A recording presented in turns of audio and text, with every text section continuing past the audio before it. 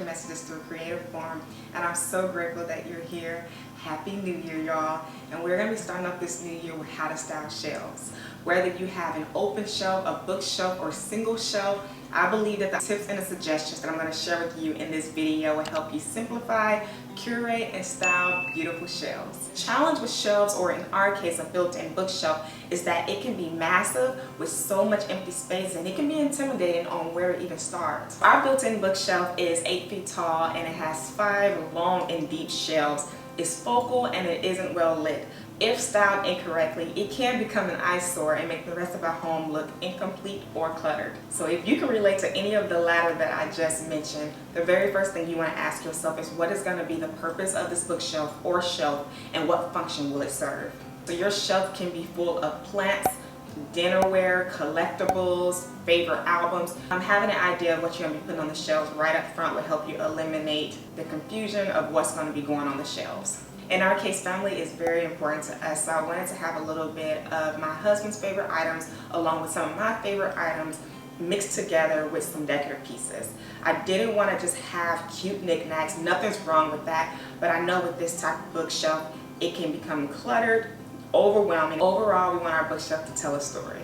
Number 2 is to establish your style. I feel like a lot of people get stuck on this one part because they do not know how to find their design style. But here's a quick way to literally take a step back right now as you're watching this video and look around your space, your home. What is something that stands out to you? What is a common theme, color, texture, story that is constantly being told throughout your home?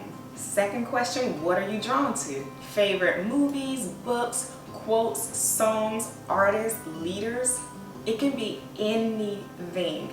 You'll begin to see a common theme right around you, and you probably didn't even notice it. And if you want to take it a step further, go on Pinterest and find styles that are similar to yours and begin creating a mood board. Number 3 is to gather and sort. This is a great time to remove everything from your shelves, bookshelves, open shelves, to start with a clean slate. Group everything: accessories, memorabilia. What is it called? Is it called memorabilia? What am I trying to say? You want to group accessories, books, collectibles, decorative pieces, everything in their own little spot so that you're able to see what you have, and later on you can decide if you want to add or remove.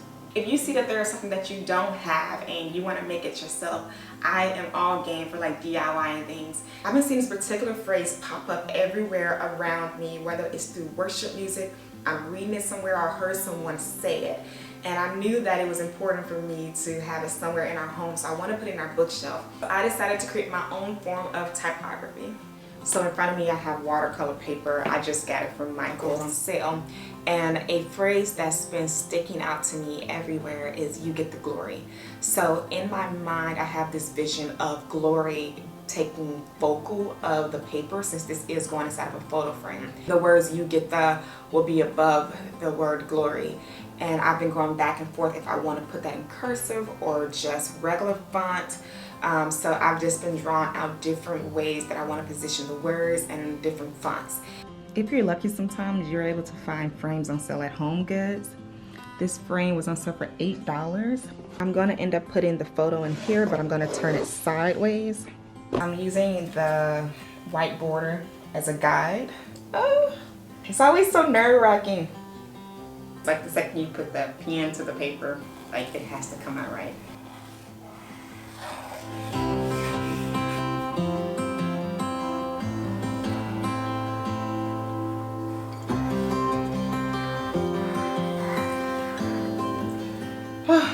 It looks so good. It looks good. So now we're going to start styling the shelves, and my first tip is the zigzag. Start with the big item in the middle and literally work your way down and put one either on the left or the right. But if you're watching this video, the right, the left, you get what I'm saying. Literally a zigzag. Start in the middle, work your way to one side, work your way down to the opposite side, down to the next side. If you're working with a single shelf, start in the middle, put your one item there, and then put another item on the 2 opposite sides. This is not permanent. This is just helping you set a foundation for your shelves. And from here you can begin adding another piece to that bigger piece. Start with maybe a medium size or one size down from that bigger item. Just play around with it and adjust it as you see fit. You will know when something doesn't look right. I have a small collection of books, not enough to fill in our entire bookshelf. I have a good sturdy collection that I'm starting off with because I'm trying to build my book collection. And I'm going to be using the zigzag method. So you're going to see I'm going to put some books up to the right, zigzag down to the next one over to the left, and down again over to the right. I like to play around with positioning of the books, so having some slanted up against the wall, or like here I have some half up and half down. Don't forget to turn your books around for a cleaner look. I have pops of yellow throughout our home, so I took the cover off of one of my books and I'm going to turn it around so that pop of yellow will also show. Number 5 is to fill and rearrange. You may have heard of the rule of thirds or 1/3. If you have not, it's basically grouping things together in threes. And that is a good concept to start off with. However, you can also group in twos.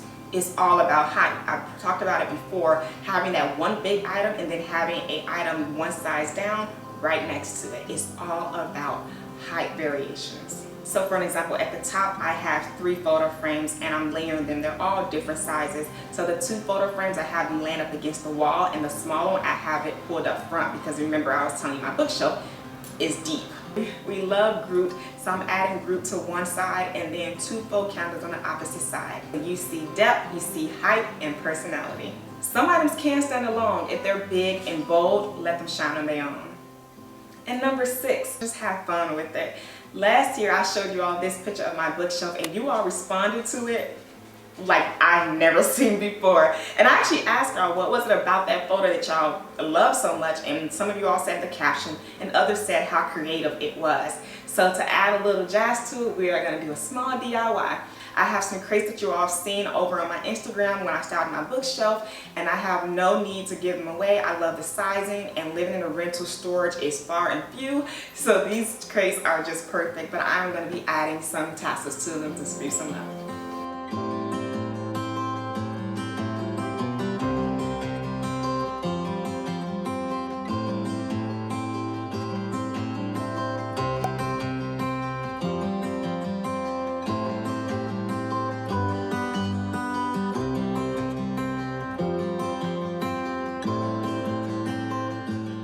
I would love to paint our bookshelf, but that is something that we cannot do. And even if we could, I don't think I want to paint it and then have to repaint it. Just not right now. Just add something different to it. I'm bringing in my faux garland.